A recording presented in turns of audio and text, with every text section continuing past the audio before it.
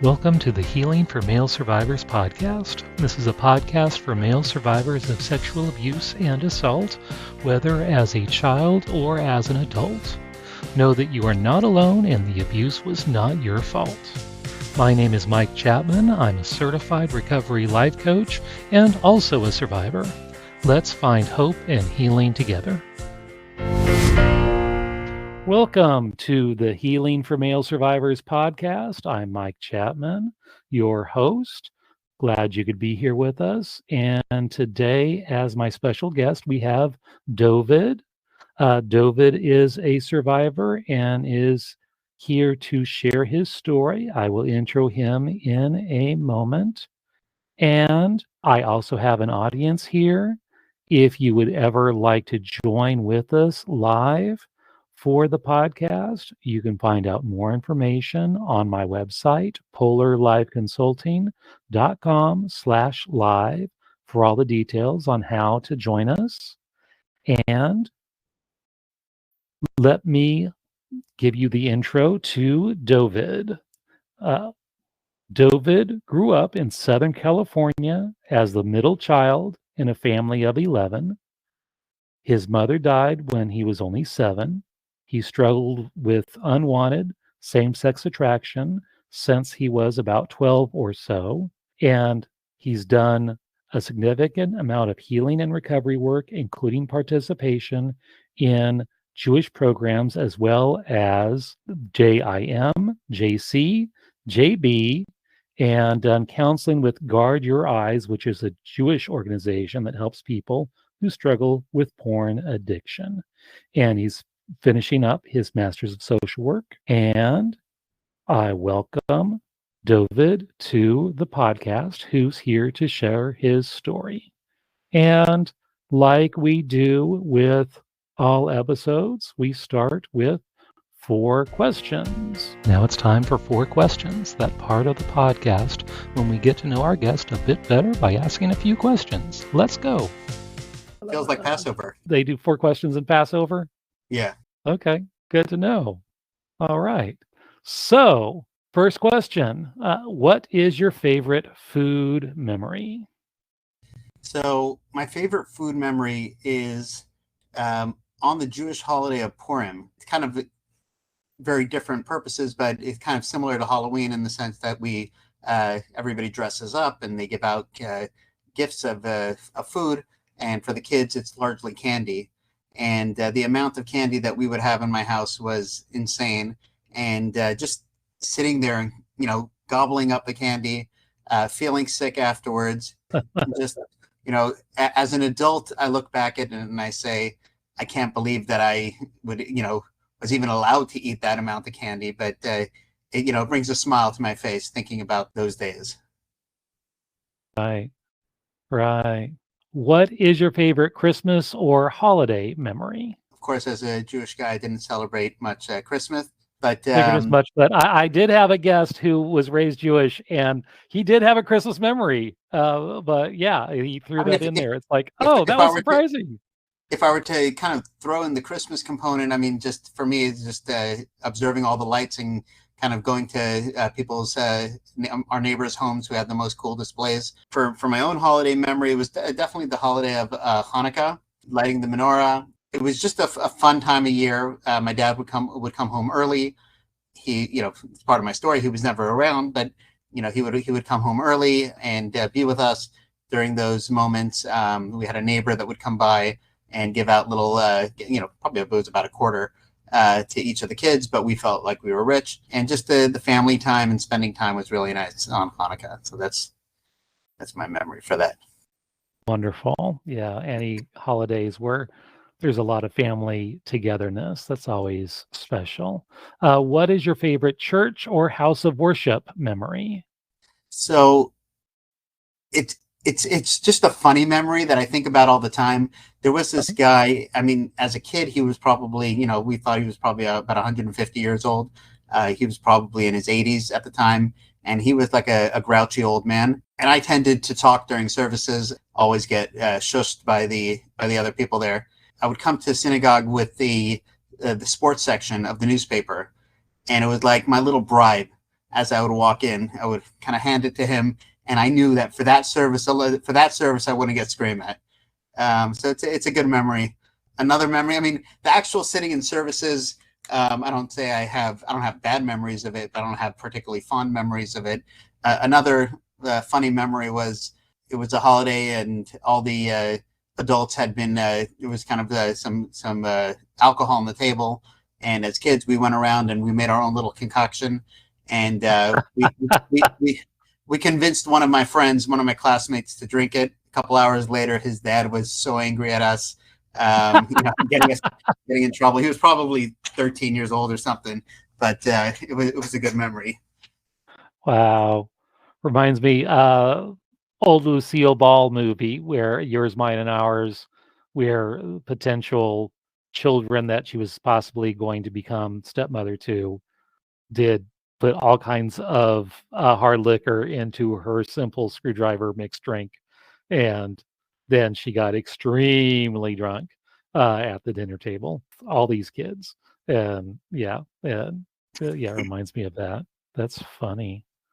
Okay. And what is your favorite scripture or any inspirational quote that has helped you on your spiritual journey? And what about it speaks to you? So there are two quotes that I had thought about. One is, it's from Psalms, where it says, "Cast it on the shoulders."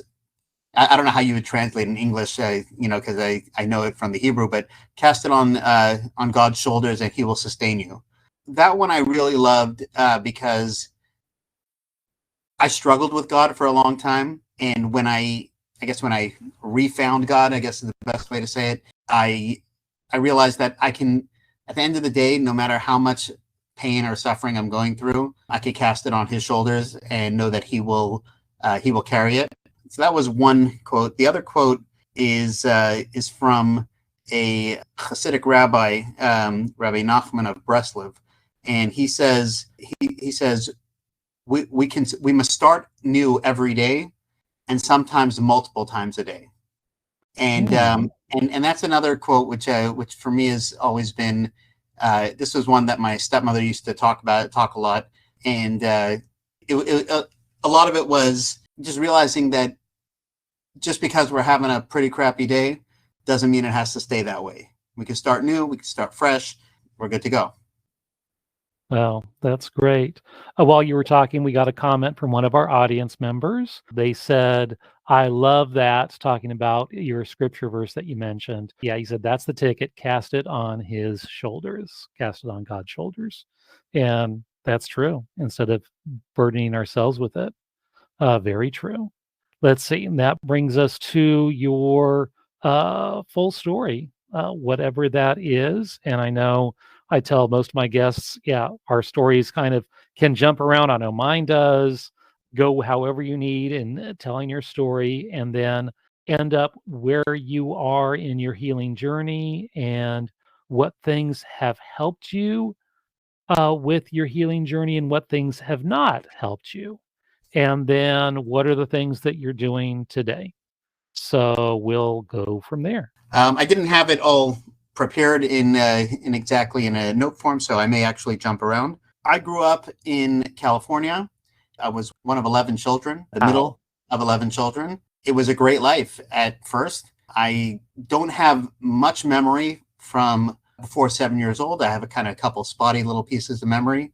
But as far as I knew, it was a great life. My parents were both involved in the synagogue and the school, were active members of the community. It was just a lot of fun. One day when I was 7 years old, my mom suddenly passed away. My whole life changed without knowing that my life was going to totally be different. At first, I didn't even realize it as a major shift. I think I probably experienced the major shift probably around 11, 12 years old. It was just the life I knew. My dad suddenly went from a guy raising a large family of 11 children to suddenly being the sole person in charge of raising this family. For that first year, it was a party. People would come over all the time. They'd bring gifts.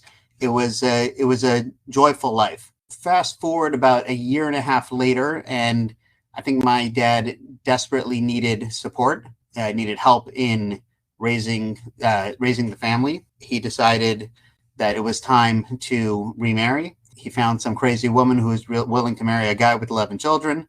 That's just like the movie Yours, Mine, and Ours, only she had a bunch of kids and he had a bunch of kids. So So, yes. my dad had us watch this movie. I think he was trying to get us to accept my stepmother, this movie called Sarah Plain and Tall. I still have it. We watched it so many times that I still, it was with Glenn Close and Christopher Walken. It's still Right. stuck in my head. My dad got remarried. It was just a very chaotic life after that, because I think in a large family dealing with a new stepmother, she wasn't fully accepted by some siblings. She was accepted by others. And it was just a kind of a total chaos, and kind of, even in a large family, there is that middle child experience. And I think I kind of fit into that middle child role, kind of not knowing exactly where it was. And I would say I began to struggle. It wasn't outward struggles. I never misbehaved. I think I just began to struggle with who I am and where I belong. Where do I fit in? I struggled with recognizing my place amongst my friends. I struggled with recognizing my place amongst my family, but I didn't have clear words for it at that time. It was just I became super aware of myself, maybe a little early. So fast forward a little bit longer. I'm now 11 or 12 years old. I was having a sleepover at a friend's home. It was kind of like any kids, a lot of kids do. We were sleeping out, camping out in the den. There was windows on the doors, nothing, no privacy, if you will. In middle of the night, I felt this friend touching me, and I realized that something's wrong, but I didn't know what. It began a period of essentially sexual abuse with this friend for a period of probably 2 or 3 years. He was your age as well, or around your age? So he was a little bit older than me. I mean, within probably about a year older than me. I loved it. I'll be honest. I at first I loved it because I was being seen. I was being cared for, and to be quite frank, it was fun, and kind of the allure of the forbidden was an exciting experience. That was the beginning of my sexual abuse. I would seek it out. He would seek it out. And then from time to time, we would promise that we're never going to do this again. And then it would happen again. Separate from that, I don't recall how this began, but there were a couple family members that, I'll tie it all together, but there were a couple family members that wanted to play house, so to speak. And I was taught kind of a little early. This was probably around that same time. I don't recall what happened first and what began that process. That was more touching than anything more serious. That went on I'm guessing probably for a period of 2 years. Just as quickly as it came, it disappeared, and it was never spoken about again. At one point during that process, I desperately wanted it to come out. And so I said to one of them, oh, you're doing this great, but not as good as this friend of mine. And he said, what? And then I immediately shut down and zipped my lips and wasn't going to talk about it again, because I panicked. And I wonder if I would have said something, if it would have helped me on my journey, but essentially it didn't. It turns out, what I found out a number of years later is there was an even older guy in the community. He was probably, I'm going to guess he was his late teens, early 20s, that had molested a number of boys in the community. He had essentially molested somebody who had connected with my family members, and he had molested somebody else who connected with this classmate of mine. So when I think of who is the guy, when I think of who molested me, I actually don't think of of either of the guys who touched me. I think of this guy as the guy, even though he never touched me. Because exactly. That children, when they experience abuse, they don't necessarily know how to process that. So they end up reenacting that with others, not knowing the damage it's doing. And it took me a number of years to accept that I was sexually abused. I looked at it as, oh, I played house. It was with a friend. It was consensual. It was this. It was that. At the end of the day, to be quite honest, it messed with my mind, and in some ways, still messes with my mind today. Not in some ways, in many ways, it still messes with my mind today. So that ended when I went away for school, and I went away at 16. At 16 years old, I went away to study abroad. That part of the sexual abuse was over, but I found that I was in an all boys school, and I found that I kept on noticing my teachers, and my teachers were. I kind of want to go back a step. One of the things that was there was a guy in the community that I used to call Dad, and he used to get very upset at me, and he'd say, "No, you have a dad. Yeah, your dad is your dad," and I'd be like, "No, your dad." And I was like, "Of course I have a dad, but your dad." And it was I didn't understand it either at the time, but it definitely played a big role in my life, because I didn't have the safety with my father. We butted heads on everything. And this guy, we ended up having a great relationship and a great interaction, and I felt a certain safety with him. Back to the to being studying abroad. So here I am in the school system. It's an all boys school. From time to time, guys would be like, "Hey, did you see that girl? Did you check her out?" And I would be sitting there thinking, didn't notice her, but I'm checking out that guy.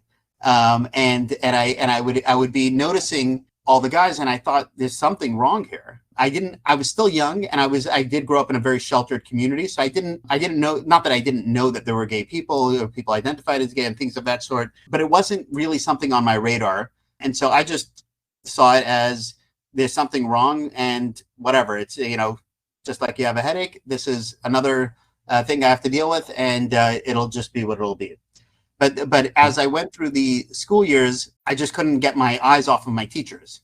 And these were male teachers, and they all fit the image of what I had envisioned a father to be. They were nurturing, they fit the look. They, in our community, they had beards, they were, generally overweight. And it just fit the image of the way, and if they didn't, then there was no attraction to those people at all. And again, I still didn't fully understand it. It didn't process anything to me other than, why can't I get them out of my head? So you were attracted to what they would call a bear body type. Absolutely. It's funny. Later in my story, I began to understand what a bear was. I don't know to what extent I can be explicit here or not. I'm not looking to be explicit. We give an E rating, and occasionally people use profanity, which sometimes you need to when we talk about what we talk about. So I'm not looking. No, profanity is not you can mine. be as explicit as you would like, and then if I feel the need to edit, I will edit it out. And I have. What happened was, a couple of times I got drunk, and only years later did I know. Like, I didn't even think I knew what I had said to these people 3 separate times. Basically, I told them that I'm struggling with this and I'm attracted to them, but they never told me. Nobody called me out, and so it wasn't something I was even aware of until later in my life. That became really an ongoing struggle throughout my life, and I dealt with a significant amount of masturbation at the time.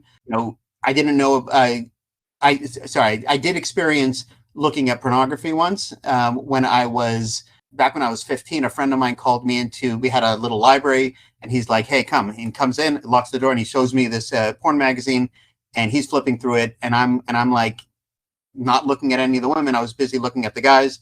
And that was kind of also when I realized, like, something's really off here. And it was just an ongoing struggle. My hope was, I'll get married and it'll all sort itself out. In our community, we get married young. I was I was considered old because I got married at 26. And most of the people were getting married at 23. And so I was considered to be an old guy and very picky. I think I wanted to be safe in my relationship. I got married and everything was fine, or so I thought for a while. I would say fairly quickly, my wife and I were we would butt heads. A lot of it was my inner struggles my fears, my insecurities, and largely dealing with my struggles with my attraction. I loved her, and I do love her, but I was struggling with wanting to be with her. I was able to make it work. We have 5 children, so it wasn't an issue of being able to enjoy the experience, but my heart wasn't fully there. For the next 10 years, all I knew was I struggled, but I didn't know much more than that. Then I came across a pornographic website at one point. At that point, my entire life changed. I lost tons of weight. I was busy looking at porn at night, dealing with other things. My wife thought, like, wow, he's finally getting healthy. Life is great. I kind of just got lost in that world. I would look at porn. I would masturbate wherever I could. I was chatting with people online. It's interesting because I didn't cross I didn't actually connect with anybody in person at that point, but I would get together and say, I would meet up with the people and say, okay, we're going to meet up at this time. And then I wouldn't show. Ironically, my wife was, one of the things she was upset at me at the end was, like, how can you tell somebody you're going to be there and not show up? I was like, did you want me to show up? But she didn't, she was more upset that I was, the whole thing was happening. So that went on for a couple of years, and I was just dying inside. I had nobody to talk to. It was something I swore I was going to go to my grave. I just didn't, I didn't know where to go with it or what to do with it. It was really kind of just totally consuming. I wasn't able to function properly at work. I wasn't able to function properly at home. It was just an ongoing struggle. But let me ask you, when was the first time you talked to anyone about the abuse, either with the touching from playing house or the friend that started at the sleepover? When did you actually divulge that to anyone? That happened probably, interestingly enough, probably only about seven years ago. So I'm kind of leading into kind of how things changed. Yeah, I'm jumping the gun, and you're getting there, right? Yeah. Okay. So please continue. So what happened was it got out of control, and I knew it was getting out of control. I knew that if I don't do something about this, whatever situations that I've screwed up with my kids already is going to be worse. Whatever relationship I have with my wife is going to get worse. I'm basically about to cross the line. I had specific guys that I was going to connect with, and I knew that if I don't do something fast, it's going to be a problem. So I reached out to an organization. They're now a defunct Jewish organization to get some guidance. I think Jewish Orthodox men dealing with homosexuality or something of that sort. I don't remember the exact name of the organization. So I reached out to them, and they were, in retrospect, they gave me actually some great guidance. But the one thing that they made a big mistake was they wanted to know my name. There was no way I was going to share who I was, because no one was going to know my story. And so I shared a little bit of my story without saying who I was, but they said that in order to connect me with an actual therapist, and to get some guidance, there was nothing that they can do. That was it. So I was on my own for the next 2 years. Those next 2 years is when really things got out of control. I decided, unrelated to this, that I would get involved in a 12-step program for food, because I was saying, my weight had come back. And so I ended up going to this 12-step program. I walked into the meeting, and there was me and 30 women. And I knew that this is obviously not the place for me. But I sat through that meeting, and I came back, and I went and Googled 12-step programs for men or something like that. One of the questionnaires that I had come across was Sexaholics Anonymous. And I was like, I wonder if I'm dealing with that. And I answered the questions, and they kind of said, yes, go to your local meeting. So I decided to go to the local meeting. I was terrified. I'm clearly an Orthodox Jew. I'm also active in my community. I was terrified that this is, I'm going to be outed in this experience, but it had gotten way out of control. I went to that meeting, and interestingly enough, there was another Orthodox Jew there. So we kind of connected over that, and I found a sense of connection. The difference was he wasn't dealing with same-sex attraction related issues. I was dealing with a lot of that stuff. And he told me about, kind of these online meetings. There was specifically, I think it still exists, these online 12-step meetings for same-sex attraction related stuff. I ended up listening to that. I put out an email to the 5 people who were willing to be sponsors. 4 of them didn't respond, and 1 guy responded. To this guy's credit, he ultimately saved my life. He spoke to me every single day for an hour for a year, and I'm not exaggerating. Every single day for an hour for a year with no charge. He was the first person I shared with any of the abuse. I shared with him my struggles, my fetishes, and everything. And his response to each of them was, okay. It's like he wasn't fazed by any of it. And he had told me about a podcast which was going on called Shadow's Wings Ministry podcast. I don't know if he has a different name for it. And I listened to that guy, and I said, I've got to speak to him. And for me, it was a big statement, because he's a Christian guy and I'm a Jewish guy, and to seek support from a Christian guy, and not just that he's Christian, he's a religious Christian guy. And so it was definitely a big step, but I called him. He in general never picks up his phone, but God provided that time I called him, he picked up his phone, and we ended up having probably an hour conversation. And and I've worked with him really for the past 7 years. I spent a lot of time kind of processing the abuse, processing more about how it impacted me, and how my need for a father figure in my life, how a need for a sense of belonging, how all of this played a role in my life. We spent a lot of time processing that, and understanding how that is what kind of led me to seeking out men and seeking out the father figures in my life. I don't know if you'll remember, the first time I connected with you. Yeah.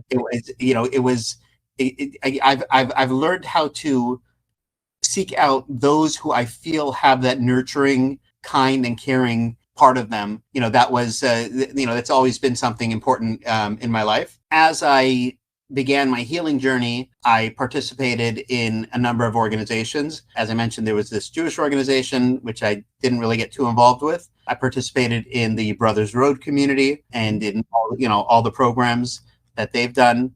I've been in touch with the not so much, but I've been in touch with the husband material community a little bit. But what I realized is having a community of brothers, a community of people that can support me on my journey and I can support them, was very critical. Going back to this person that I spoke with for a year, and so each time I asked him, like, how can I pay him for his time?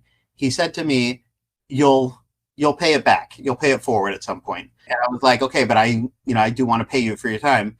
And so I once bought him a video set of something that he wanted to, like kind of pennies. But when the time came, he said to me, and now it's your time to pay it forward.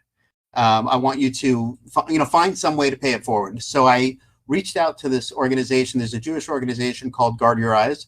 I know that there's other Christian ones that are similar, where it's basically helping people who are struggling with pornography and sex addiction related stuff. So I volunteered to help out in their SSA department and help guys who are dealing with same-sex attraction related issues. That counseling pushed me along my own journey, eventually convinced me to get my master's in social work, so I can really help people in, from a more professional standpoint. I guess that brings me to today, where I am.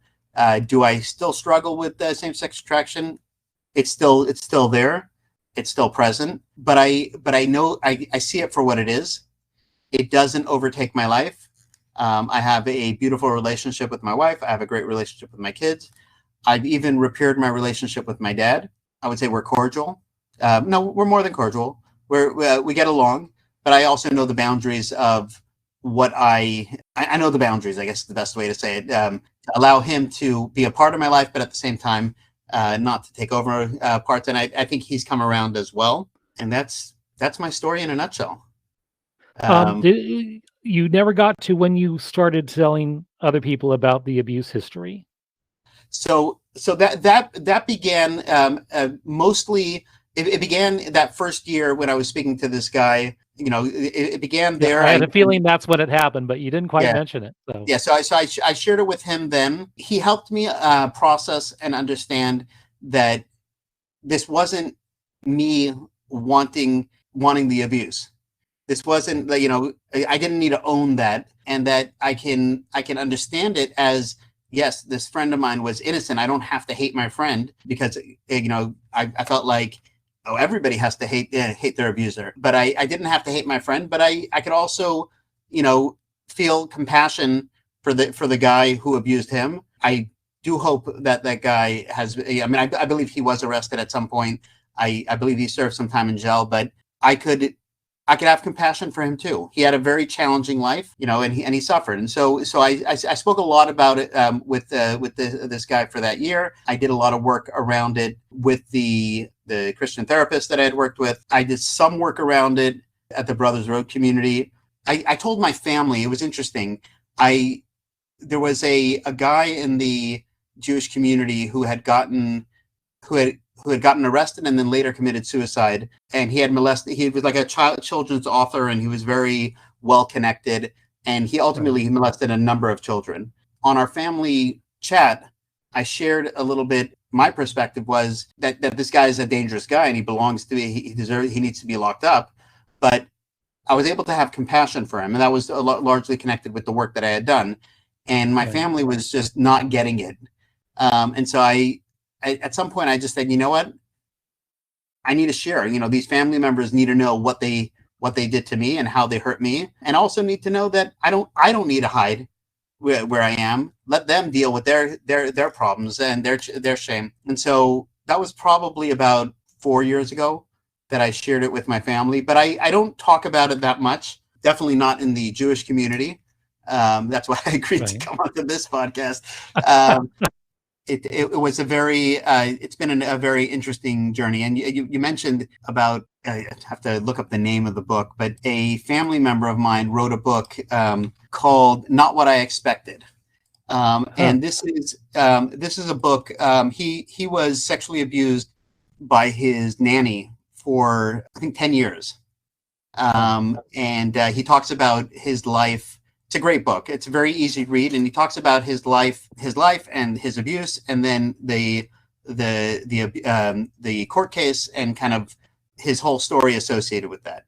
Yeah, so that's the story in a nutshell. And I think the if I were to give a message to other people who have dealt with sexual abuse is, you say this on your podcast, is that it's not your fault.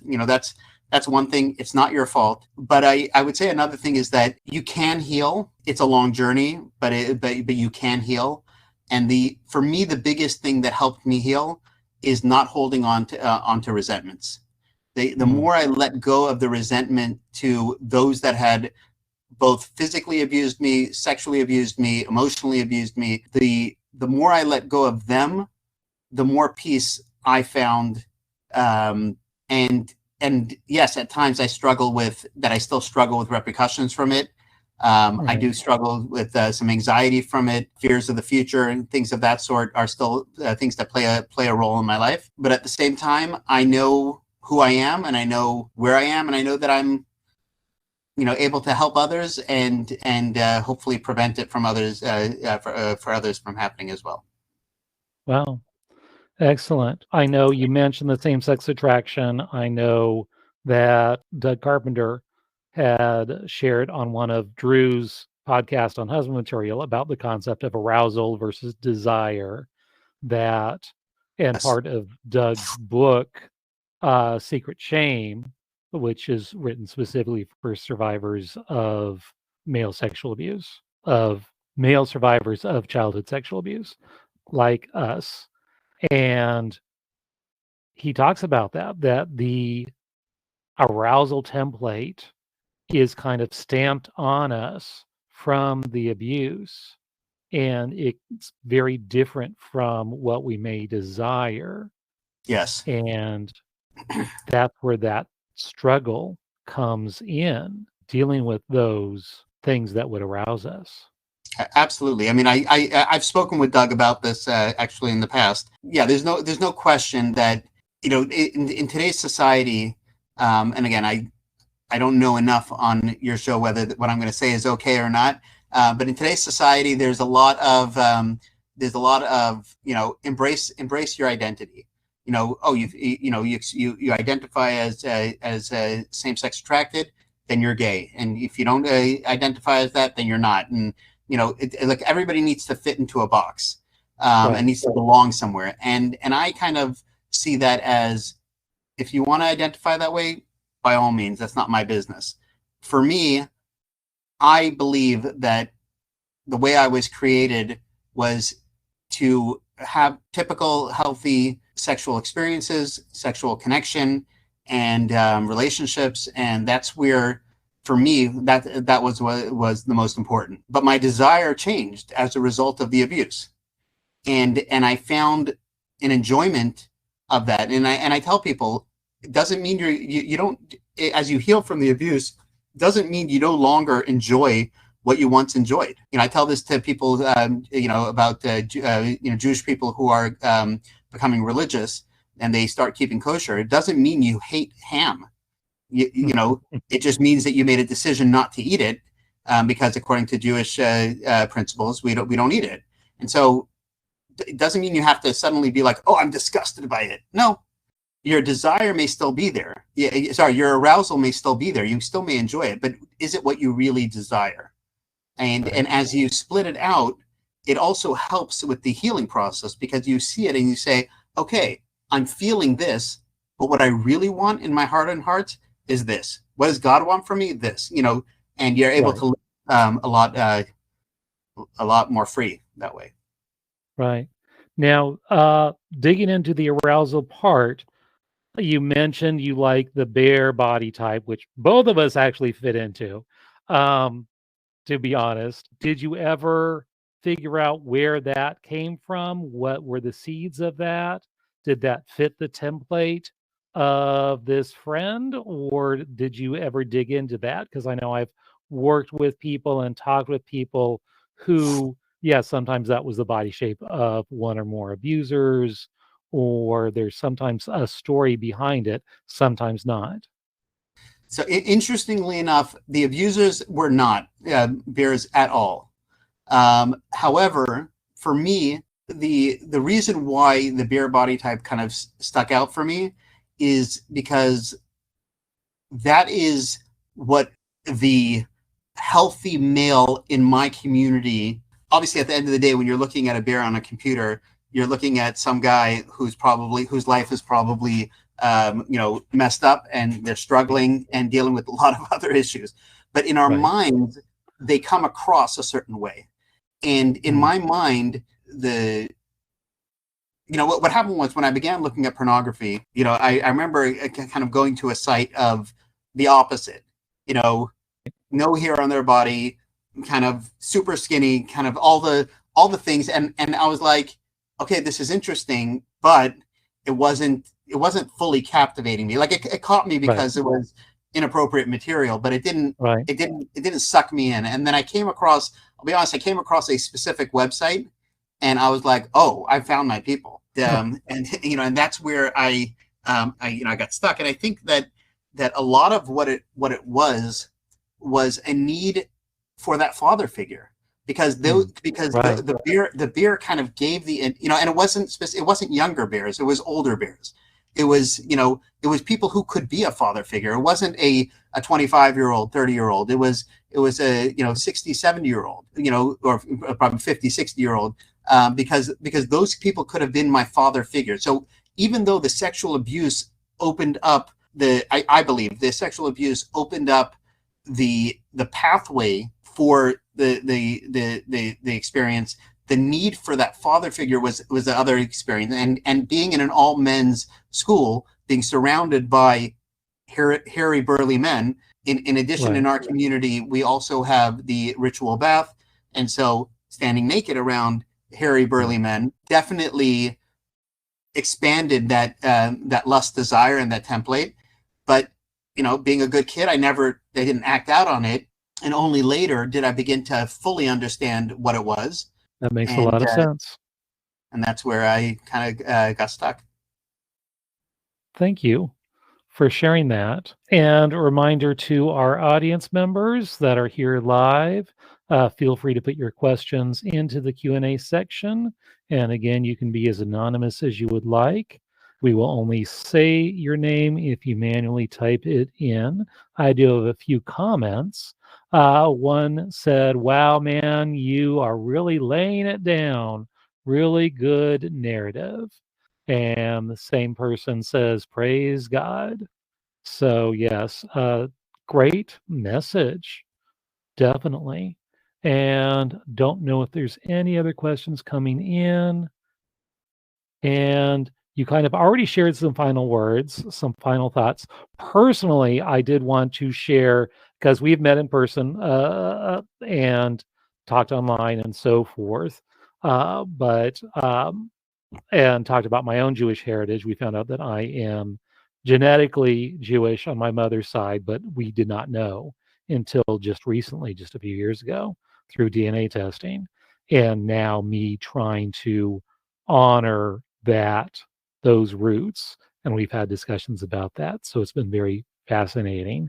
I did want to thank you that Dovid had mailed me a little miniature Hanukkah set, which I absolutely cherish. I thought that was so wonderful that I used this last December for Hanukkah, and that was just very, very special. I also have my the Yiddish word is yarmulke, but it's also called a kippur? Kippah. Kippah.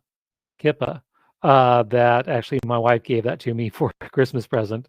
That I have now a very nice hand sewn, nice burgundy color for some reason. But yeah, very lovely. So trying to honor that part of my own heritage, and wanted to thank you for being a part of that. And I appreciate that. No other questions. So any additional final thoughts? No, I mean, I think it's, I just wish, I pray for the day that this is, the struggles, anybody's struggles are in the past, and that people can find true healing. And, and just to say again, it's a journey, but, people can, finding the support, finding people who will help you through it is critical. And there's nothing to be ashamed about. Finding people who you can share openly. I think that's the key thing, is finding people you can share openly with, that they won't judge you, and but at the same time they'll hold you accountable and push you along. Right. I've heard so often in so many different communities that healing in recovery happens in community. And that is so key. So we all need to find our community where we can heal and not lone wolf it, because that won't help. Connecting with others helps with the healing. And with that, thank you so much, Dovid, for being with us, and hope to see you all next time on the Healing for Male Survivors podcast.